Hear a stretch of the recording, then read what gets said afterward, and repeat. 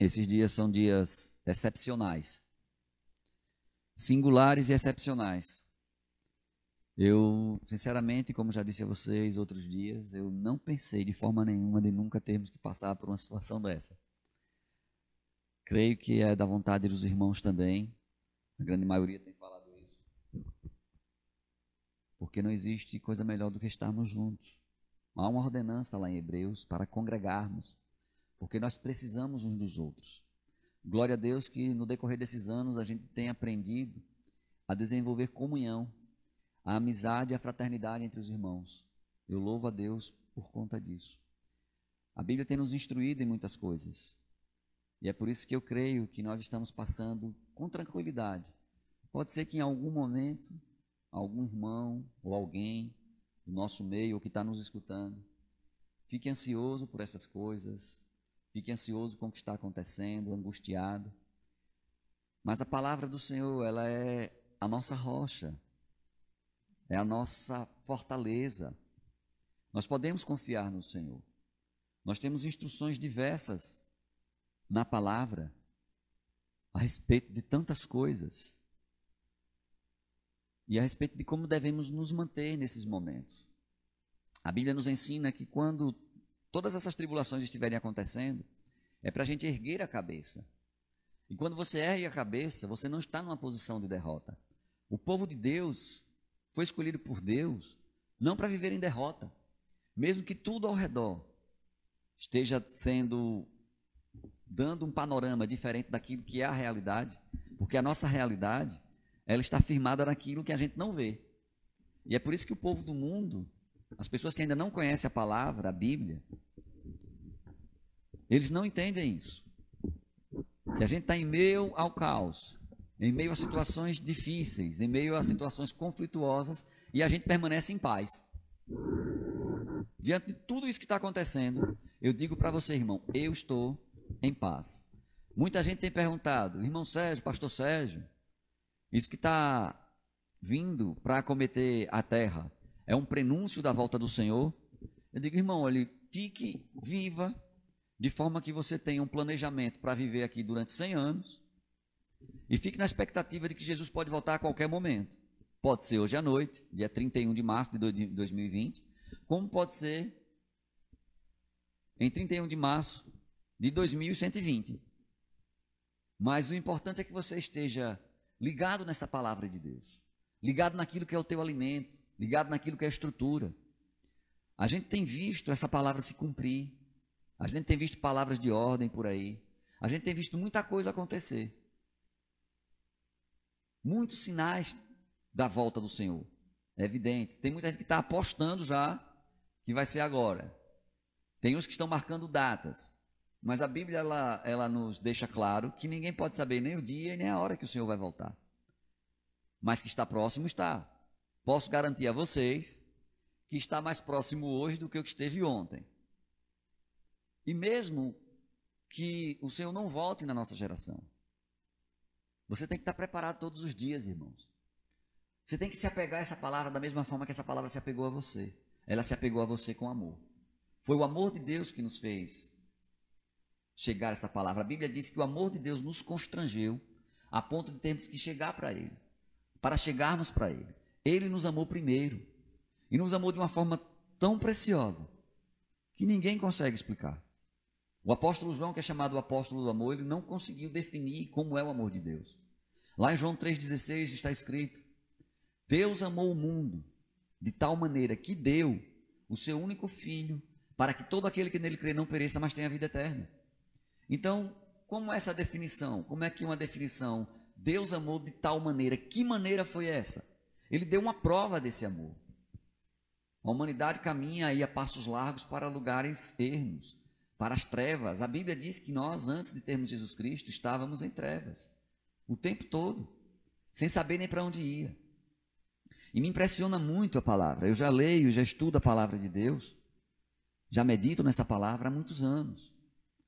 Eu fico impressionado com as instruções que tem aqui, porque são leis que foram estabelecidas no céu.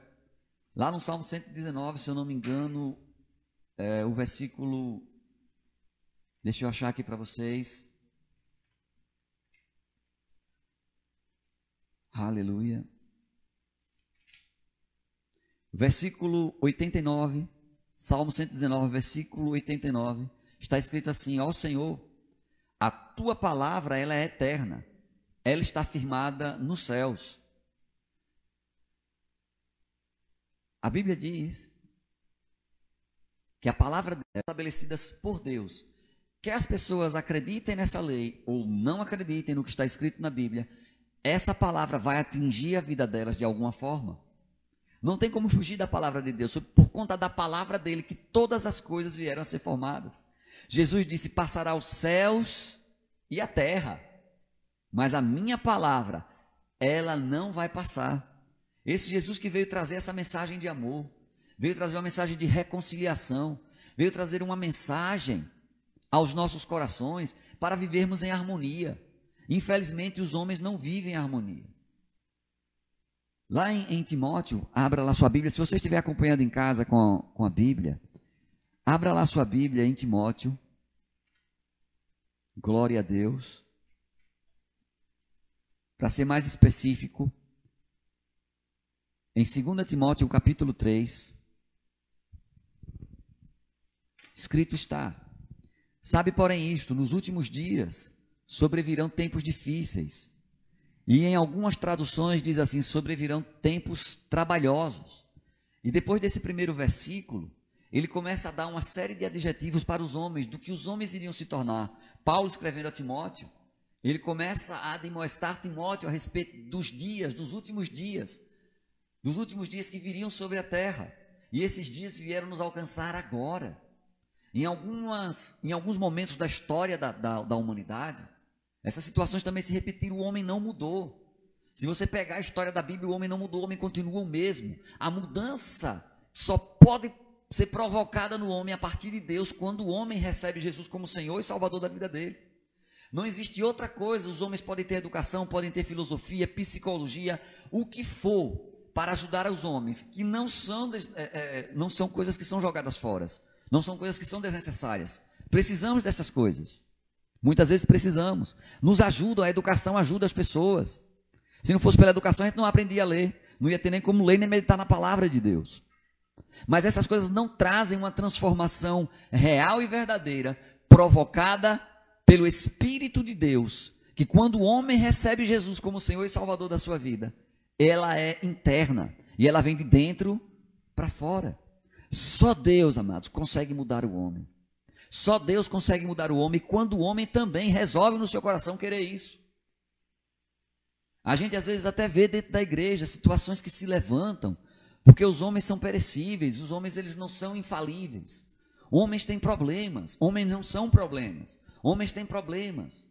Mas esses problemas, quando são colocados diante do Senhor, em sinceridade de coração, com leveza de coração, quando você se joga aos pés do Senhor: Senhor, eu não consigo sozinho, eu não consigo ir só. Jesus Cristo diz: vinde a mim, todos vós que estáis cansados e sobrecarregados. Daqui a pouco a gente volta aqui para 2 Timóteo. Mas eu acho muito interessante as instruções que tem nesse versículo, lá em Mateus capítulo 11, versículo 28, se eu não me engano, se não me falha a memória, Jesus dizendo: olha, vinde a mim, todos vós que estáis cansados e sobrecarregados, e eu vos aliviarei. A gente costuma pregar isso para as pessoas que ainda não conhecem a Jesus. Mas acontece que mesmo na caminhada cristã, em alguns momentos, em algumas situações, a gente se sente cansado, se sente sobrecarregado. E Jesus Cristo ainda está dizendo a mesma coisa. Tem muitas coisas que Jesus falou e que elas são eternas, porque é palavra dele, coisas que nunca vão desaparecer. E uma delas é esta: vinde a mim todos vós que estáis cansados e sobrecarregados, e eu vos aliviarei. Amém. E ele vai dando as instruções de como você ficar ali, aos pés dele, tomando dele as instruções, tomando dele o vinho. Ele é uma videira maravilhosa. Irmãos, olha, eu estou falando aqui, é difícil falar para o celular. Eu não gosto não de falar desse negócio, eu gosto de falar para a gente. Mas eu sei que vocês estão me ouvindo em casa. Então, você tem instruções fantásticas. Jesus Cristo, ele é uma fonte inesgotável. A gente poderia viver 1000 anos aqui na terra. Nós temos uma Bíblia que tem 66 livros, 39 no Velho Testamento, 27 no Novo Testamento. Cada dia e todas as manhãs, a Bíblia diz que a palavra se renova e que as misericórdias dele se renovam sobre nossas vidas. Então, do que é que nós precisamos? Será que nós precisamos decorar a Bíblia inteira? Nós precisamos meditar nessa palavra, encontrar as promessas que ele dá para a gente, para que a gente saia de toda e qualquer situação difícil. Quando você vem para Jesus e você aprende a descansar nele, talvez esse versículo, em um determinado tempo, nem sirva mais para você, você vai querer outras coisas. Mas nesse momento que a gente está vivendo, a gente tem conversado com os irmãos, estimulado os irmãos, mas mesmo assim, em meio a um e outro, sempre se levanta alguma situação para querer deixar você cansado e sobrecarregado. Mas o Senhor te diz nesta noite: vinde a mim todos vós que estáis cansados e sobrecarregados. Ele está para dar alívio para você todo dia, não é só antes de você nascer de novo não. Depois que você nasce de novo, ele está cuidando de você, ele está tomando conta da tua casa, está tomando conta da tua vida, tomando conta das tuas finanças, ele está tomando conta de você, ele ama você. Se você estiver em casa e puder bater no seu peito e dizer assim: Deus me ama, você pode bater no seu peito e dizer: Deus me ama, ele cuida de você. Ele tem cuidado de você, ele tem cuidado de nós, ele não nos desamparou, mesmo diante de toda essa situação que está aí. E aqui a gente vai lendo em 2 Timóteo a diferença de você agora que já é cristão, de você que professa a Deus. A gente tem visto na internet ultimamente, nas redes sociais, uma série de postagens. As pessoas estão indo lá, colocando versículos bíblicos, dizendo que Deus está no controle. Mas quando a gente chega perto de uma pessoa dessa e começa a conversar, a gente começa a perceber que elas não conhecem a palavra, elas não conhecem Deus. A gente tem caminhado. O profeta Malaquias disse: conheçamos e prossigamos em conhecer ao Senhor. Se a nossa vida ela não condiz com as instruções que estão na palavra de Deus, a gente está de uma certa forma fora do padrão de Deus. O padrão de Deus estabelece nas nossas vidas certos princípios que não são mais aceitáveis para aqueles que se aproximam de Deus. Se você ainda não se aproximou de Deus, a Bíblia te chama você, ele faz um convite: vinde a mim. Mas quando você se aproxima dele, ele começa a demonstrar para você, em amor, a maneira como você deve viver. Então, isso aqui que Paulo escreve a Timóteo, ele vai dizendo: pois os homens serão amantes de si mesmos. Se você nasceu de novo, você não é mais amante de si mesmo. Você agora ama o Senhor. Você foi transferido de um lugar para outro. Você não ama mais agora os seus próprios desejos, nem as suas próprias vontades. Você ama a Deus. Lá no Evangelho de João, Jesus Cristo diz que aquele que me ama, guarda a minha palavra. Então a gente como crente, nós como crentes, que somos luz, a Bíblia diz que nós já somos luz no Senhor, devemos andar de tal forma que resplandeçamos em todos os lugares por onde andamos. Nós temos que resplandecer essa luz. A palavra é luz. E a igreja agora está vivendo uma situação totalmente diferenciada. Eu vou abrir aqui a Bíblia em Efésios. Segura um dedo aí em 2 Timóteo. Você que já anda com a gente sabe que isso ocorre muito. Segura um dedo aí em 2 Timóteo. E vai lá em Efésios. Efésios no capítulo 3. Vamos ler alguns versículos aqui. Diz assim: por esta causa, eu, Paulo, Efésios 3, a partir do versículo 1. Por esta causa, eu, Paulo, sou prisioneiro de Cristo Jesus por vós, os gentios. Se é que tendes ouvido a dispensação da graça de Deus, que para convosco me foi dada, isto é, o mistério que me foi manifestado pela revelação, como acima, em poucas palavras, vos escrevi. Quando eu cheguei aqui nesse versículo 3, eu percebi que Paulo tinha revelado algo nos versículos anteriores. Ele diz que esse mistério que eu revelei para vocês, eu manifestei pela revelação, como acima, em poucas palavras, vos escrevi. Aí eu fui procurar. E então aqui no versículo 11 do capítulo 2 eu encontrei: portanto lembrai-vos de que vós outroras eras gentios na carne. Eu estou falando para você que é a igreja no Senhor. Você era gentio na carne e chamado incircuncisão pelos que na carne se chamam circuncisão, feita pela mão dos homens, que naquele tempo Ou seja, quando você ainda era gentil na carne, você estava sem Cristo. Então tem muita gente que tem colocado versículos da Bíblia porque acham bonitos e não sabe qual o fundamento disso, não sabe qual é a legalidade que isso pode trazer para a sua vida, não sabe que justiça está trazendo sobre a sua vida, porque as pessoas estão no mundo sem Cristo. As pessoas abrem a boca e dizem, não, eu tenho Cristo no meu coração. Mas quando foi que você recebeu Cristo na sua vida? De que forma? Você fez da forma bíblica ou você tem uma assimilação mental daquilo que Deus é? Que Deus existe, que Deus é verdadeiro, Deus é vivo, Deus é verdadeiro, mas que você ainda não tem esta comunhão com Ele, que você ainda não desfruta daquilo que Ele disse. Antes estavam sem Cristo e agora estão em Cristo. Eu acho muito interessante um versículo que tem lá em 2 João, que ele diz, amados, agora sois filhos de Deus. Agora sois filhos de Deus. A gente tem essa percepção no mundo, né? E você pergunta para qualquer pessoa que nem conhece Bíblia, não sabe nada de Bíblia, nunca estudou, nunca viu como foi, quais foram as instruções que Deus deu, o que é que Ele passou na sua palavra, de como se tornar filho de Deus. E a pessoa diz que todo mundo é filho de Deus. Mas, infelizmente, não é isso que a Bíblia diz. Se você está em Cristo, você sim agora é filho de Deus. Se você não está em Cristo, você não é filho de Deus. Continuando aqui, no versículo 12, ele diz assim ainda, separados da comunidade de Israel, estranho às alianças da promessa, não tendo esperança e sem Deus no mundo. Sem esperança e sem Deus no mundo. Por isso que a maioria das pessoas, elas vivem desesperadas. Mesmo às vezes quando vêm para a igreja, ainda não entenderam que agora elas têm Deus em suas vidas. Quando você tem Deus, irmão, quando você entende isso, porque eu sei que você tem Deus, você que nasceu de novo, você tem Deus. Quem não tem Deus ainda é quem não nasceu de novo. Mas você que já tem Deus, não há motivo nenhum mais, não existe motivo nenhum mais na sua vida para você viver em desespero. Nada pode te levar ao desespero. Você tem na sua casa algo que pode te alimentar todos os dias. Você chega nos Salmos e diz assim, olha, aquele que habita no esconderijo do Altíssimo, a sombra do Onipotente descansará. Irmão, Deus te chama para um descanso.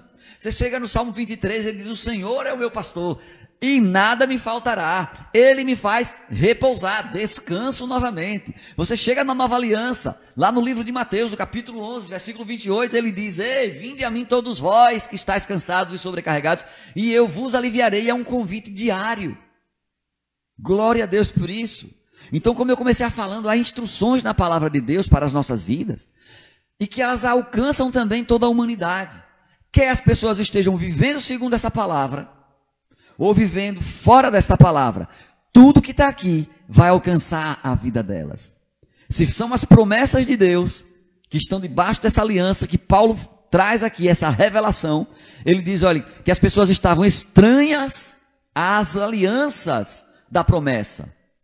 Quando você entra em Cristo, você entra em aliança com Deus.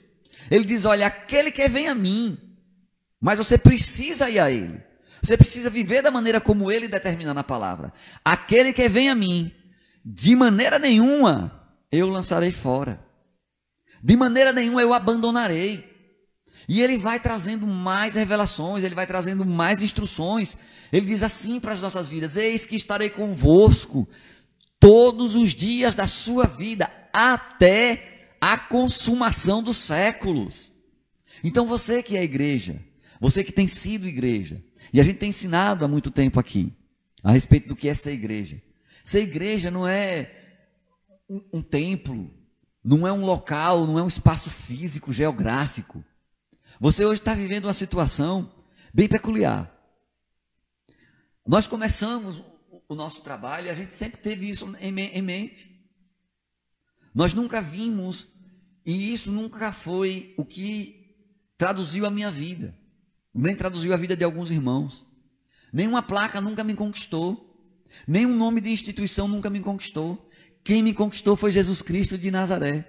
Por isso que eu não vejo irmãos de nenhuma outra denominação como estranhos à minha vida. Eles são os meus irmãos em Cristo. Não foi nenhuma placa que me cativou. Quem morreu na cruz do Calvário foi Jesus Cristo de Nazaré. Foi Ele que morreu lá pela sua vida, para hoje você estar sentadinho no seu sofá, assistindo essa transmissão ao vivo, falando da palavra, de uma palavra que conquistou seu coração. Então eu sou irmão daquele que nasceu de novo lá na Assembleia de Deus. Eu sou irmão daquele que nasceu de novo lá na Igreja Batista. Porque Jesus Cristo comprou todos com o mesmo sangue. Não foi um sangue diferente, não. E Paulo teve essa revelação desse mistério. E a igreja hoje está passando por uma situação muito interessante. Porque nós estamos vivendo praticamente o que aconteceu em Atos dos Apóstolos. Em cada casa, uma igreja. Eclésia de Deus. A eclésia de Deus não é uma instituição. A igreja de Deus é um organismo vivo, é um organismo que anda, é um organismo que se move, é um organismo que está em todos os lugares. Quando a gente tira essa percepção de que igreja é um local físico e de que Deus está com você em todos os lugares, a sua vida é transformada, porque Ele vai estar com você quando você estiver sozinho em casa. Ele vai estar com você quando você estiver sozinho no seu quarto. Ele vai estar com você quando você estiver sozinho navegando na internet. Porque você vai entender que você agora é templo daquele que é santo e ele te chama a viver uma vida de santidade. Aleluia. O versículo 3 diz assim: mas agora em Cristo Jesus, vós que antes estáveis longe, já pelo seu sangue, já pelo sangue de Cristo, chegastes perto, pois ele é a nossa paz. Bata no seu peito de novo aí em casa e diga assim: Jesus é a minha paz. Jesus é a minha paz. É por isso que não ia toda essa tribulação. Amados irmãos em Cristo que estão me vendo em casa agora, você que ainda não fez um compromisso também com Jesus, em Jesus Cristo existe paz. É uma paz serena, da qual você não precisa estar tomando Rivotril para dormir, da qual você não precisa estar tomando diazepam para dormir, você não precisa tomar remédio controlado nenhum, não. Você tem uma paz que excede todo o entendimento. Você começa a entender que você não faz parte deste mundo, mesmo estando neste mundo, você não faz parte deste mundo. Jesus Cristo disse: Pai, na oração sacerdotal, lá em João capítulo 17, ele disse: Pai, eu não peço que eu os tire do mundo, mas que eu os livre do mal. Eles não são do mundo, como do mundo eu não sou.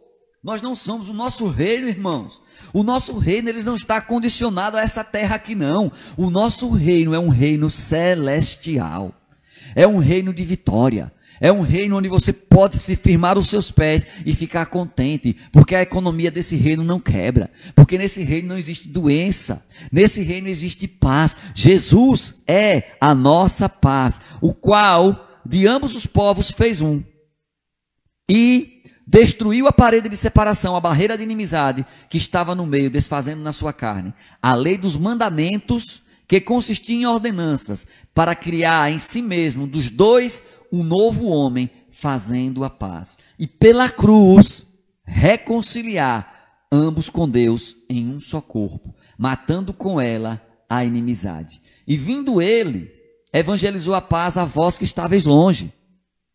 Jesus evangelizou lá com os apóstolos. No domingo à noite estávamos conversando aqui a respeito do que os apóstolos fizeram. Eles revolucionaram o mundo. Irmãos e queridos amigos que estão nos escutando em casa também, essa palavra já conseguiu atravessar, depois de Jesus Cristo, 2000 anos. Já tentaram destruir essa palavra, já tentaram esconder esta palavra, já tentaram destruir, já tentaram desconsiderar, já tentaram desfavorecer, já tentaram dizer que o que está nesse livro é uma mentira. Mas quando as coisas apertam, quando as coisas começam a ficar ruins, as mesmas pessoas que às vezes querem dizer que essa palavra não é a verdade, correm para esta palavra. Um dia deste,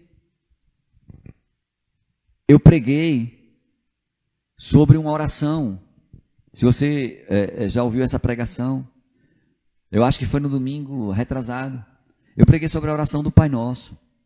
Pai nosso que estás no céu, santificado seja o teu nome. Eu aprendi essa oração desde criança. E eu repeti essa oração praticamente todos os dias, durante muitos anos, sem ter o entendimento do que estava dizendo ali, sem ter o entendimento do que estava acontecendo. Não entendia. E esta oração eu queria para a minha vida, porque foi algo que incorporaram na minha vida. Mandaram que eu fizesse aquilo e eu fiz, sem ter entendimento. Mas o resto da Bíblia, muitas vezes eu não queria. Quando me falavam sobre aceitar Jesus, eu achava aquilo um absurdo. Apesar de ter aceitado Jesus logo cedo, aos 17 anos. Comecei a andar na igreja com 22. E de lá para cá tem sido uma jornada com o Senhor. Muitas aventuras, muitas coisas aconteceram no decorrer desses anos todos. São já 28 anos que eu ando com a palavra. 28 anos aprendendo esta palavra. E como eu disse a vocês aqui no início da pregação, eu posso viver 1000 anos. Se eu viver 1000 anos, não vou dar conta disso aqui. Não vou dar conta de tudo que está escrito aqui. Porque cada versículo da Bíblia pode lhe trazer uma revelação nova todo dia. E em cima disso, Deus instruir você e dar unção para você falar durante uma semana inteira a respeito de um versículo só. Às vezes até um ano inteiro só de um versículo. Você imagine uma vida com 1000 anos. Eu acredito que quando nós partirmos daqui, aquilo que o profeta Malaquias falou, conheçamos e prossigamos em conhecer ao Senhor, nós teremos, como diz a Bíblia, de eternidade a eternidade, a oportunidade de ainda conhecermos mais ao Senhor. Mas o Senhor quer, porque nessa mesma oração do Pai Nosso, lá está escrito assim: seja feita a tua vontade. Eita aleluia, eita glória. Seja feita a tua vontade, aqui na terra, como é no céu. Então a gente às vezes ora e passa por cima dessas palavras que estão escritas numa oração, uma oração que foi ensinada aos discípulos. Seja feita a tua vontade aqui na terra, como é no céu. Então se você já repete essa oração em casa, por muitos dias, por muitos anos, observe o que você está dizendo: seja feita a tua vontade. A vontade de Deus você tem que procurar, esmiuçar, cavar na Bíblia como cava tesouros preciosos. Qual a vontade de Deus? Por que é que eu tenho que prosseguir em conhecer ao Senhor? Eu que já sou crente, por que é que eu tenho que prosseguir em conhecer ao Senhor? Porque é uma fonte inesgotável. Jesus diz que vem para dentro de você e de dentro de você começa a jorrar uma fonte de águas para a vida eterna. Então eu acredito, eu creio, amados. Né? Tem gente que não acredita no céu, não. Irmão, eu acredito que há um céu. Como acredito também que há um inferno, mas eu acredito que aquele que faz um compromisso com Jesus está livre do inferno. Faça o compromisso de Jesus, aceite, receba Ele como Senhor e Salvador da sua vida. Você está livre do inferno, você vai viver no céu eternamente com Deus. Você vai ter um local. Jesus diz: eu vou vos preparar lugar. Então eu creio que nessa eternidade nós estaremos vislumbrando dia após dia coisas que a gente nem imagina. Lá em Coríntios está escrito assim: ó, nem olhos viram, nem ouvidos ouviram, nem desceu ao coração humano aquilo que Deus tem preparado para aqueles que o amam. Agora, as pessoas abrem a boca e dizem: eu amo a Deus. E o próprio Deus que conhece o coração, Ele diz: esse povo me ama e me louva com os lábios, mas o seu coração está distante de mim. E eu quero dizer para você, você que é crente também, não deixe o seu coração se distanciar de Deus. Mas a gente tem crido, tem muita gente falando a mesma coisa, que esses dias que nós estamos em casa aqui e ao redor do mundo, há muitos países que também estabeleceram esse afastamento social, que muita gente tem confundido com quarentena, diz que é uma quarentena. Quarentena é para quem estava infectado ou teve contato com quem estava infectado e está separado. Mas nós estamos num distanciamento social para que alguma pessoa que porventura tenha contraído esse vírus não esteja transmitindo aos outros. Então eu creio que é uma oportunidade de nós nos dedicarmos. Antes de começar o culto aqui, a live aqui, estava conversando com o irmão Tairone e a irmã Risoneide, e ele me falando que tem sido um tempo precioso com a família dele, que eles têm tido uma aproximação maior com o Evangelho, para a gente ir se descobrindo em Deus, e muitas vezes também ajustarmos coisas em nossas vidas. A nossa vida precisa ser colocada no altar do Senhor todos os dias. Nós precisamos nos colocar no altar do Senhor todos os dias. Paulo, ele instruindo a ceia aos coríntios, ele diz: examine-se o homem a si mesmo. Lá em Atos dos Apóstolos diz que eles comiam pão e partiam o pão todos os dias. Então, se eles partiam o pão todos os dias, se eles comiam o pão todos os dias, a Bíblia também manda que nós nos examinemos todos os dias. Lá no Velho Testamento, Davi, ele disse assim a Deus: sonda-me, ó Deus, e vê se há em mim algum caminho mau. Irmãos, nós devemos estar antenados com isso.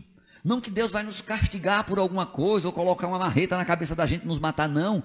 Mas se você quer viver a vida de Deus, e você quer desfrutar aqui na terra ainda, do reino de Deus, você vivenciando isso, você experimentando isso, uma vida totalmente de vitória, sem condenação nenhuma, porque não há condenação mais para aqueles que estão em Cristo Jesus. Nós devemos viver uma vida semelhante a dele. Ele nos diz: sede santos, assim como eu sou santo. Como a gente nos separar de todas as coisas. Irmãos, viver uma vida de santidade é uma escolha. Quando foi que você teve essa escolha? No dia que você recebeu Jesus. Antes de receber Jesus, a Bíblia diz que você era escravo. A Bíblia diz que você não tinha opção. A sua opção era viver no pecado, o que era já natural para você, o que era natural para mim também. Eu não quero me excluir disso, não. Ninguém fique pensando aí que eu sou o bonzão, não, o rei da cocada preta. Não sou. Eu preciso todos os dias, e eu converso muito com alguns irmãos, eu preciso da comunhão com os irmãos, para estarmos estabelecendo estratégias até, para estarmos vigiando uns aos outros, não com o sentido de estar desmerecendo ou percebendo os defeitos das pessoas, não, mas para andarmos antenados com o que a palavra quer para as nossas vidas. Precisamos de comunhão íntima com os irmãos, uma comunhão forte, estabelecida. E dentro de casa agora, esses dias, marido e esposa, tem gente que está achando que a quarentena está acabando até com o casamento. Pelo amor de Deus! Você que está em casa me ouvindo, aproveita esse tempo para conhecer mais a sua esposa, aproveita esse tempo para conhecer mais seu marido, que às vezes você só se conhece em um determinado momento, depois não sabe nem quais são os interesses que a sua esposa tem, não sabe nem quais são os interesses que seu marido tem. Aproveita esse tempo para conversar, para trocar ideias. Então, voltando aqui para a palavra, irmãos, que eu não me distanciei dela nem um pouquinho, amém? Essa palavra que traz instruções, que são para a vida eterna. Muitas coisas que a gente tem semeado aqui, a gente vai colher na vida eterna ainda. Muitas coisas têm sido semeadas, temos colhido aqui. E ninguém está livre das colheitas, não. Ninguém. A Bíblia diz, e muita gente prega sobre isso, a respeito de ofertar na igreja, de ofertar na vida de pessoas, a respeito de dinheiro. Aquilo que o homem semear, aquilo ele vai colher. É verdade também para isso. Mas não devemos deixar de lado as outras semeaduras que vêm com tudo aquilo que você semeia. Vamos andar nessa liberdade em Cristo, com responsabilidade com o Senhor. Que o Senhor nos ajude, que você saiba reconhecer que você precisa e precisa mesmo dobrar os seus joelhos, reconhecer que Ele é soberano, reconhecer que Ele é Senhor, reconhecer que Ele é Deus, reconhecer que é Ele que sabe e coordena todas as coisas, reconhecer que você precisa dEle para instruções para a sua vida. Então, nesse tempo que você está em casa agora, alguns precisam ir trabalhar, outros não, mas o tempo que você puder, não fique somente assistindo TV, assistindo séries, que não é errado, não tem nada de condenação para isso não, muito pelo contrário, há tempo para tudo debaixo do sol, se você souber dividir as coisas, amém? Mas medite mais na palavra, procure entender quem é Deus, procure ter uma comunhão íntima com Ele, procure, se você ainda não conhece a voz dEle, você já é crente há muito tempo, aí diz assim, Deus não fala comigo, Deus fala com você, abra sua Bíblia, leia a sua Bíblia, e Ele vai começar a dar instruções no seu espírito, você vai começar a ouvir a voz dEle também. A igreja está passando por essa situação, para demonstrar que a igreja não se limita. Eu creio que isso está acontecendo para isso, que a igreja não se limita a um espaço físico e geográfico. É muito bom a comunhão, é muito bom estarmos juntos, é muito bom desenvolvermos a comunhão, mas agora a igreja está andando de casa em casa. A igreja está de casa em casa. Se você abre Atos dos Apóstolos, você abre as cartas de Paulo, ele escrevendo a alguns irmãos, eles olham a igreja que se reúne na casa de fulano de tal, a igreja que se reúne na casa de fulano de tal. Essa ideia de instituição, ela tem que cair por terra, mesmo quando se essa situação ela passar, porque a gente não sabe, há muita gente planejando até que o arrebatamento já vai acontecer. Mas se isso não acontecer e a gente voltar a congregar, para que isso saia da sua mentalidade, que a igreja é você em sua casa, com a sua família, que a igreja é onde você está andando, que você pode tratar, mesmo que não queiram lhe tratar, mas pessoas de outras denominações, que às vezes não têm essa mesma consideração, nem essa mesma revelação, você entender que aquele ali é um irmão em Cristo, amado por Deus, que Jesus Cristo derramou o sangue por ele, e vai para o mesmo céu que você. E quando ele chega onde você está se reunindo, ele não é um visitante, ele é um irmão em Cristo. E que ele tem os mesmos direitos de aliança que você. Paulo teve uma revelação tremenda do que era igreja. Se você ler direitinho a epístola aos Efésios, a carta aos Efésios, você vai ver o destrinchar ali da igreja, o destrinchar de quem você é em Cristo também. Amados, nós precisamos realmente nos dedicar mais a isso, nos colocarmos diante do Senhor, reconhecer a soberania do Senhor. Muita coisa mudou na minha vida. Às vezes a gente ora de certas formas, mas muita coisa começou a mudar na minha vida. Comecei a agradecer mais a Deus, a reconhecer essa soberania dele, a reconhecer que ele é Deus, eu sou filho dele, que a natureza dele veio para mim, mas que ele continua sendo Deus, que ele continua merecedor de honra, que ele continua merecedor de adoração, que ele continua merecedor, uma palavra que tem bradado dentro de mim, eu tenho partilhado com alguns irmãos, que ele é merecedor de respeito. Talvez as pessoas tenham perdido um pouco o respeito à pessoa de Deus. Infelizmente, muita gente talvez tenha perdido esse respeito à pessoa de Deus. Mas nós temos que restaurar isso. É hora de restaurar esse respeito. Olha só, eu vi nessas frases que as pessoas colocam, que o mundo parou por causa de um vírus. Imagine quando o arrebatamento acontecer. Irmãos, essa pandemia que se espalhou pelo mundo, que para mim é indiferente, porque eu tenho bem estabelecido já na minha vida, se eu vivo, se eu morro, eu sou de Cristo, não tem problema nenhum. Estou na mesma, vou usar o linguagem já jovem, estou na mesma vibe de Paulo. Se morremos ou sobrevivemos, somos do Senhor. Então, um vírus, e que muitas vezes, é castigo de Deus para a humanidade. Não, ainda não é. Não é. Se você quiser ver o que é que vai acontecer com a humanidade, por conta do que a humanidade fez, leia um pouco a partir do capítulo 5 de Apocalipse. Isso são sinais de todas as situações que foram geradas pelos homens. E como nós somos frágeis. Como esse corpo humano, ele é frágil. Você que é crente, você carrega um tesouro fantástico aqui dentro, mas esse corpo é frágil. Que um vírus tão minúsculo que só pode ser visto em microscopia de varredura eletrônica, um negócio pequenininho, pensa num negócio pequeno, coloca o mundo inteiro em polvorosa. Ceifou não sei quantas vidas mais, que eu já perdi até as estatísticas, na China. Ceifou não sei quantas vidas na Itália. Ceifou não sei quantas vidas na França. Já ceifou não sei quantas vidas aqui no Brasil. Um negócio tão pequenininho desse. Por que a gente, então, como ser humano, às vezes não quer reconhecer a soberania daquele que era, que é e que há de vir? Como a gente não pode temer? Louvai ao Senhor em temor e tremor. Achegai-vos a Deus com tremor do coração. Errar, amados, para nós hoje é uma escolha. Total. Tenho convicção disso. Todas as vezes nas quais eu errei, foi por escolha minha. E quando você resolve não errar, você também não erra. Porque a instrução já foi dada. A instrução já foi dada. Então a minha oração nessa noite é que essa palavra ela possa trazer mais consciência ao seu coração a respeito do que é a igreja. A igreja é reunião de pessoas. Você é templo do Espírito Santo. Quando você estiver reunido com 2 ou 3, você é a igreja. Sua casa é a igreja. A igreja não se resume a um local físico e geográfico. A igreja é um organismo vivo, um organismo que anda, um organismo que foi constituído por Deus. E essa igreja tem um cabeça, e esse cabeça se chama Cristo. Ele é o cabeça. Aleluia. Devemos estar ligados a Ele, ligados a Cristo. Clame a Ele. A Bíblia diz: clame a mim e responder-te-ei, e mostrar-te-ei coisas grandes e ocultas que não sabes. Vamos deixar a mesmice de lado. Vamos nos entregar e realmente reconhecer essa soberania de Deus. Nós precisamos, irmãos em Cristo e amigos da palavra, nós precisamos de Deus. Eu preciso de Deus. Eu preciso do Senhor.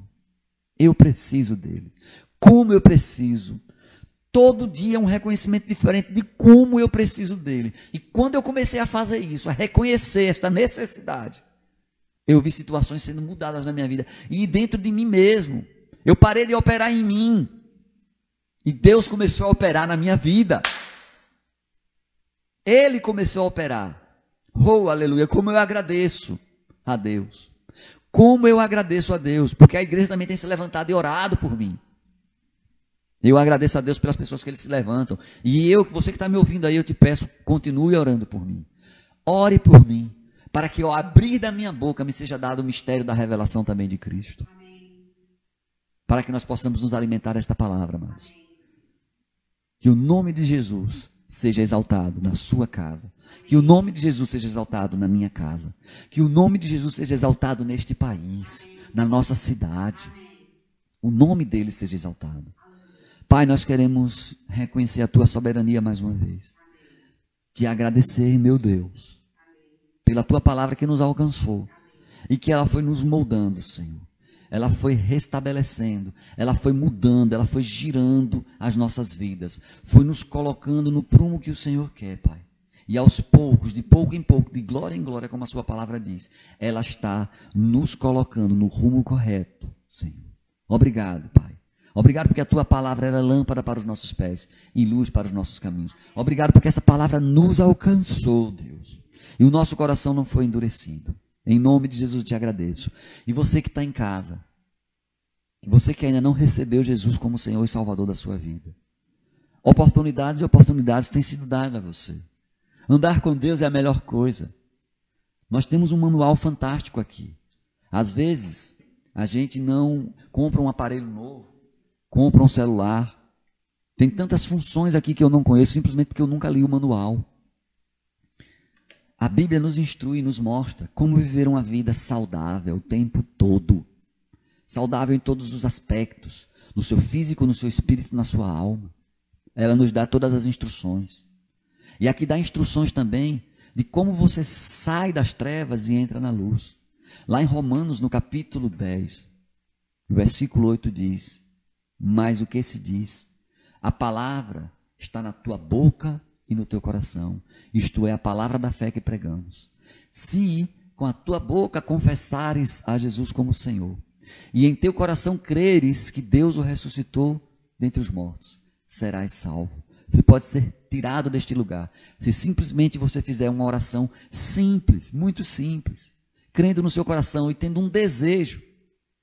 E eu digo a você, tendo um desejo de alterar o rumo da sua vida, de deixar a sua própria vida de lado e dizer: não, eu quero viver a vida que Deus determina na palavra dele. Eu quero conhecer, como o profeta Malaquias falou. Conheçamos e prossigamos em conhecer ao Senhor. Se você fizer essa oração com fé no seu coração, você é salvo. E se você fez essa oração, está nos acompanhando nesta live, se você fez essa oração, e se você quer, de fato e de verdade, começar a conhecer ao Senhor, quiser se aproximar mais de Deus, você está tendo aí como se comunicar conosco através deste Facebook. Você pode mandar uma mensagem, mandar o número do seu telefone e nós iremos entrar em contato com você, se você quiser mudar de vida. Se você já fez essa oração, você já está passando das trevas para a luz. Você passou das trevas para a luz. Receba Jesus no seu coração. Sejamos abençoados na prática da palavra. Que a graça e a paz do Senhor Jesus Cristo, o amor de Deus Pai, a consolação e a comunhão do Espírito Santo esteja conosco hoje e para todo sempre. Em nome de Jesus. Amém. Receba um abraço em nome de Jesus.